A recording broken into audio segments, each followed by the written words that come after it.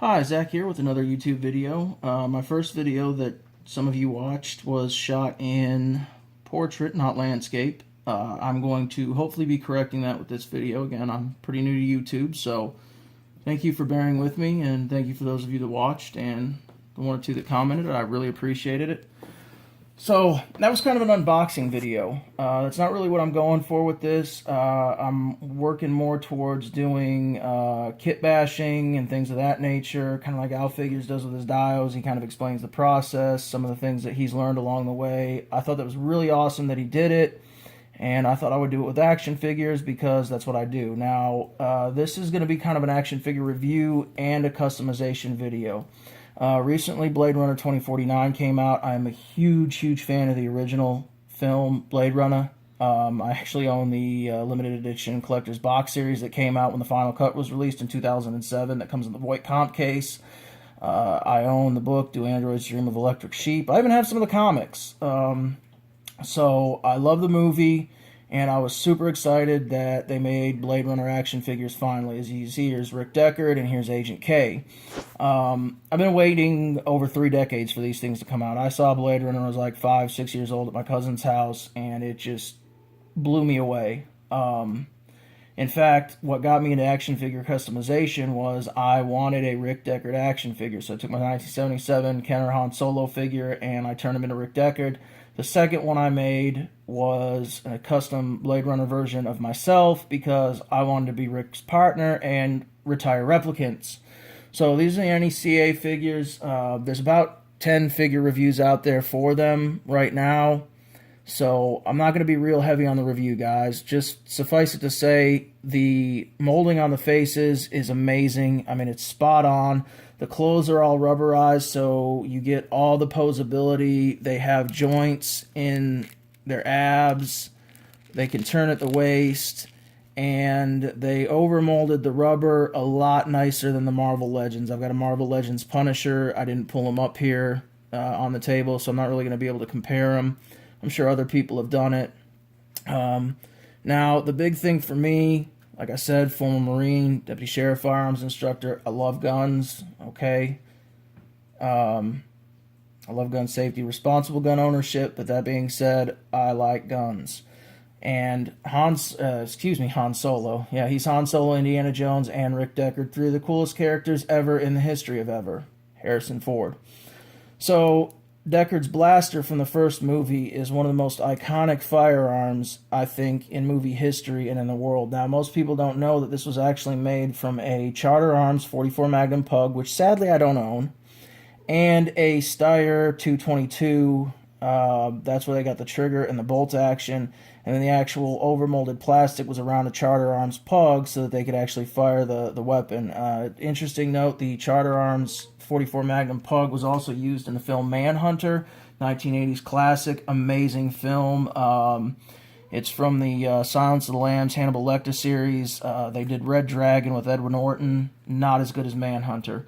So anyway, these are amazing figures. I plan on doing a little bit with these, but also liked with NECA, the box. You can open the box up, put the figures back in the box without destroying the box. They were held in by just a little metal twist tie. I thought that was great. So anyway, not an action figure review, but there's like 10 of them out there. They're going to do a way better job, but I've been waiting 3 decades for these things, and they're amazing.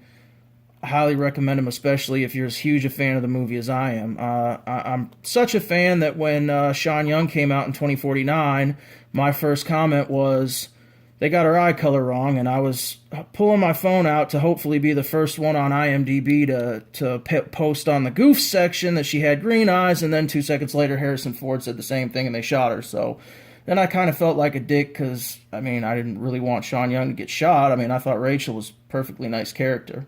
So, into the review. As I said before, I'm using this Punisher to do a kit bash. Now, it's going to be a kit bash of me as a Blade Runner. Now that I have Agent K and Deckard over here, I'm going to make a Blade Runner of myself. Also, and I'll get into this a little bit more later in the well, not review, but in the video, the worlds of Judge Dredd and Blade Runner overlap really well. There's a great dichotomy there. The two are interchangeable. D Amazing was talking about in one of his videos, I believe it was the Foosh Shinobi Blue Ninja, that he likes to play with his toys. He likes the scales being the same so he can get out and play and have different figures interacting with each other. I like to do the same thing. That's why I picked the 112, so that we can have Judge Dredd, the Blade Runners, because Mega City 1 could have just as easily had Blade Runners like Mega City 2, i.e. LA. So here's one of the head sculpts that I've done, and I've been using the Mold Star 1-to-1 ratio mold mix to make my silicone molds to do all the molding on these things. It's kind of a trial and error process, but I like it because it's by volume, and it's a 1-to-1 mix. I tried with the Alumilite. As you can see over here, the resin I'm using is Alumilite. The resin works great, but the molds were a pain in the butt to make. That's why I have some pink and some blue. My head, I started off, and what I found the best way to do is, well, let me back up for just a second here. A few years back, I was going to get back into custom action figures. I saw Commissioner Gordon, and I thought, wow, that'd be really great for a Blade Runner custom of myself. Now, I haven't painted the head in, but I resculpted the hair, hand drew my tattoos. I actually hadn't had this arm tatted up yet, that's why he doesn't have it. But I made a real custom leather holster. At the time I made this figure, I was carrying a Smith & Wesson 4506 in 45 ACP. Most of you will know that as the gun that Kurt Russell carried in dark blue. Street Kings, Keanu Reeves used it in addition to his 1911. Denzel Washington dual-wielded him in Training Day. The Shield, Vic Mackey's, I mean, it's iconic, okay? And that wasn't why I was carrying it, but it's a great, iconic gun. Now I'm carrying a Glock, which is, it's a tool. So, I started off recasting the heads, and as you can see, I tried a double mold, and I really kind of suck at those. In fact, I have one sitting over that's kind of unfinished. This is one of the molds that I've tried for some of the other deals, because a lot of the parts that I used to do my kit bashing, and I would make custom-built guns. In another video, when I get more into that, I'll show you some of the ones I made in the past. Those parts aren't available anymore, so I can't just hack up these guns and rebuy them. So what I'm trying to do is cast them so that I can cut the pieces off, and then you can choose, hey, I want an EOTech, or I want an aim point, or an ACOG, and I want it on an M16 or an MP5. I want the stock extended, closed, no stock. But as you can see, it's a learning process, guys. So if you're doing this like me and you're getting back into it, don't get frustrated. When I did molding, it was back when you actually had to get clay, build it out of clay, bake the clay, pour either aluminum or tin around it. I mean, it was laborious, and if you messed it up, man, you messed it up. I couldn't even have begun to get an aluminum casting kit based off of what I've just done with this silicone. So yeah, it's a trial and error process. It gets frustrating. You can see my plate of leftovers over there, but it's still a lot better. So anyway, Commissioner Gordon, I cast several different heads. And actually what I'm going to do with these is I'm going to finish that figure over there, and then I'm going to put these little heads in jars and have all my mistakes in jars. Like, you know, in the first movie, if you watched it, there was that big question, is Deckard an android? Is he a replicant? We don't know. Am I a replicant? Are we all replicants? Or are we just butterflies dreaming of being men? Those of you that are well-read will get that reference and not think that I'm insane. So, this is the final product. It's not fully painted. I've been working with some different paint applications, different types of paints. I've got a couple decent ones that turned out that I can play around with it, and I've been using acrylic instead of enamel so that if it doesn't work out, the paint comes off a lot easier and doesn't ruin my product. I took one of the heads, and on my little SH Fig Arts deal here, which I actually, again, back in the day, custom leather work, you know, they didn't have holsters when I was a kid, and if you got more than 5 points, 4 or 5 points of articulation, man, you were blown away. G.I. Joes were super articulated, the 3 3¼ inch variety. So this is just something I churned out to see if I could get back in the saddle, no pun intended. It is a real leather working shoulder holster for the Bandai Fig Arts Coon body figure, and I took one of the face sculpts that only sculpted halfway, and I shaved it down so you could wear my face as a mask. I think that's funny and creepy with Halloween coming up. So my action figures can dress up as me. He doesn't want to hold the head anymore. I guess he's creeped out by it too, so we're just going to set him off to the side with that. So that's where I began with the Punisher. Okay, I chose the Commander Rogers head sculpt to do my basic mold off of because I felt that that was the closest to me. I'm going to resculpt the hair, shave it down, paint it, etc. And of course, I also went through a process with him where there are several that did not turn out as well as they should. So again, guys, if you're doing this and you're new to it or you're getting back in the saddle like me, as Al says, keep doing what you love, and Al figures, and don't give up. I mean, it's frustrating, it's a little embarrassing. It's kind of embarrassing for me putting it out on YouTube because I'm not perfect at it, but hey, it is what it is, and maybe it'll encourage some other people to get into what they love. So that brings me to the Blade Runner figures. Okay, initially I wanted to go with the Blade Runner 2019 blaster version, and as I said, I haven't had real good luck with casting guns in the two-sided mold, so what I did was these old pill bottles. I had cancer a few years back and I had a bone marrow transplant, so I apparently thought I was living during the Great Depression in that time, and I saved everything. So I have a butt ton of pill bottles. They work great. Dremel them in half, pour your molds in. That's what I did for the basic head mold. And I learned a few things doing it. I eventually ruined the mold by having to poke it out. But I put the head on a pedestal, molded the head separate, the neck peg goes in, and man, that worked so much better. I got way better results than I did with my Commissioner Gordon head. Now, you'll notice in here you have to have a method to let the air out, so once you cast it, you got to cut a hole in the bottom, and you can't really recast with this. That's kind of a pisser. So K's 2049 blaster is actually currently sitting in here. What I've done is I've suspended it with some duct tape, and I use the top of the pill bottle this time so I can just simply unscrew it, and when it's done, what I'm going to do is I'm going to slice the mold open along the gun and do it that way. That's actually worked out much better, as you can see from these,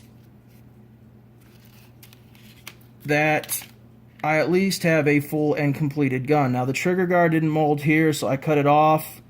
Okay, it'll be repainted. Again, didn't get a full mold on the triggers of the trigger guard, but I did get the details of the gun. Okay, I'll clean it up. I haven't cleaned it up with an X-Acto yet or anything like that. I'll paint it. And the nice thing is, oh, there went his head. I'll get that later. The nice thing is, the Punisher actually almost broke the trigger out of the original when I put it in his hand. So I kind of like that it worked out this way because, I mean, I almost broke the original model, which I would have really been PO'd about. There's the original, there's the cast. Again, I haven't cleaned it up or painted it, but it will look pretty good. Now with the 2019 blaster, that fit Punisher's hand, excuse me. I'm thinking I'm going to retrieve the head here. That fit his hand a lot better than the 2019 version. And so what I'm going to do is I'm actually going to make 3 variants of this. I'm going to make the full-size duty version. I'm going to chop it down and make a backup version. Those of you that have seen the original film might have thought like me, geez, Harrison Ford gets his gun knocked out of his hand like a million flipping times. Why doesn't he just carry a second gun? I mean, I thought that when I was like 5, 6 years old. And then, of course, Tombstone came out, Doc Holliday. I'm definitely carrying a backup gun. And if you saw iRobot with Will Smith and Alan Tudyk, who is a great actor, he actually did the voice of the robot. Love him. Met him in person at a con. Great guy. Talk about that in another video. He's also from Texas, which is where I work, where I'm employed. Anyway, so iRobot Will Smith, he had a backup gun. And what I liked was that the backup gun was basically a smaller variation of his duty gun, which is pretty much how Glock does it. Smith & Wesson started doing it too.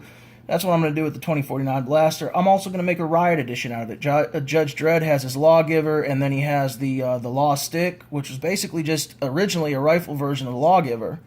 And, you know, I would imagine, you know, being a deputy sheriff, we have long guns. I would imagine even in the future, the Blade Runners, they've got access to long guns. So I'm going to do 3 versions of that. But since I am a gun guy, in real life, I'd want to have the older version, and in the action figure world, I'm going to have the older version too. So we're going to pop this head back on. I haven't quite gotten it yet because Punisher's neck is different than the Commander Rogers. And I've also made a badge for myself. If you can see that, the badge is molded in. It's got the case holder, and I used, oddly enough, a Mezco Reservoir Dogs badge from Mr. Pink. Now, there may be some of you saying, but Zach, Blade Runner 2049 and the original Blade Runner film took place in LA. Why didn't you use an LAPD style shield? Well, I only have one of those, and I'd have to, in 1/6 scale, 1/12 scale, and I'd have to detach it from the figure that's attached to. I don't want to do that right now. B, if you watch the original film, you'll notice they never actually showed Deckard's badge, just his ID card. And if you looked at the uniforms that the street cops, the beat cops had, the patrol cops, they were actually a rocker that had your badge number over it. The badge itself was kind of an oblong octagon shape, and instead of the state seal in the center where most of the badges go, have their state seal in the center, it was actually a photo of yourself that matched the ID photo. I thought it was a cool idea, but in Blade Runner 2049, Kay just had an LAPD style shield in the wallet. But this Eagle and Shield style, that's more of an East Coast thing, an up north thing where I'm from.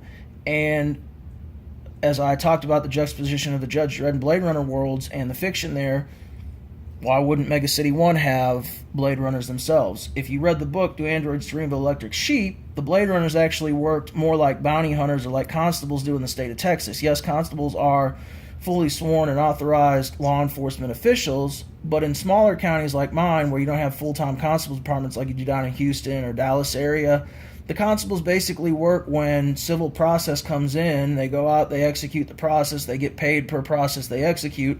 That's how the Blade Runners work. They were just executing replicants. Retiring them instead. So here's where we are on my custom figure. This is nothing that a little bit of knead-tight putty won't fill in, so I have a complete trigger guard.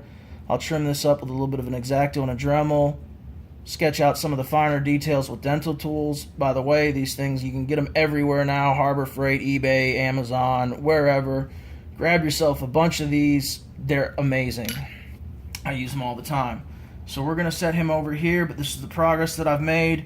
The other reason is, when I molded the badge for the Mezco figure, this, I'm actually about to unmold it, is what I get when I pop it out. Now, these silicone molds, they start degrading after a while. However, I have gotten at least a dozen nice, crisp badges. So that's what it starts at, and I can either shave it down to make a badge wallet, I can cut this off and make a badge holder, or I can just simply do an individual badge. And I've got some of the Resource / Plan B SWAT action figures, and it always kind of irked me that they didn't have badges. Well, now they will. You'll be able to see their badge prominently and visibly displayed, which is a legal requirement when conducting a raid. I know I'm getting off topic here. So this is, again, I mean, it's a pretty easy process once you make the molds. You pop them out. You clean them up with an X-Acto and a Dremel tool. What I've got here is some grenade pouches for the M203 grenade launcher. These are some double magazine pouches for the pistol of your choice.